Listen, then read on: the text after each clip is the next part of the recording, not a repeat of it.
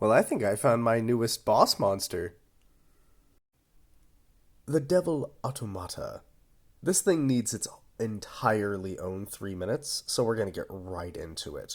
First and foremost, the challenge rating is a bit low. I think it should be challenge rating 11, maybe even 12, so possibly bump this up before you throw it at somebody, unless you think it's funny. Starting with raw numbers here, we have armor class 17, 168 HP, movement speed 40, some good saving throws with 11 strength, 7 dexterity, 9 con, charisma plus 8. This will make this very difficult to throw spells against and shove around, so this thing is very good overall.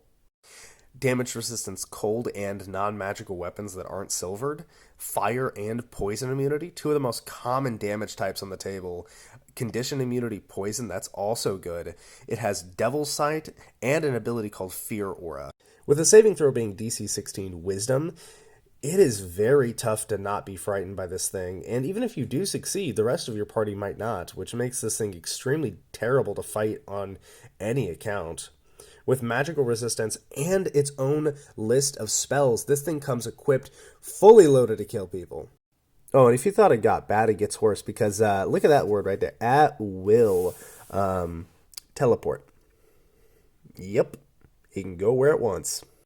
But also, Charm Person and Suggestion are extremely good outside of combat. This thing takes the idea of being a devil and being able to persuade and even turn your own allies against you to a next level. This thing is extremely dangerous inside and outside of combat. Please be using this thing in both directions, and I just want to see this thing played.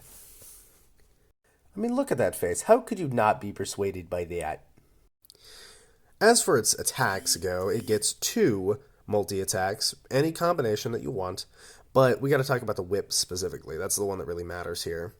So every time you hit somebody with it, which by the way, reach 15 feet is awesome, it does 1d8 plus 7, and it's a DC 17 to get out of it.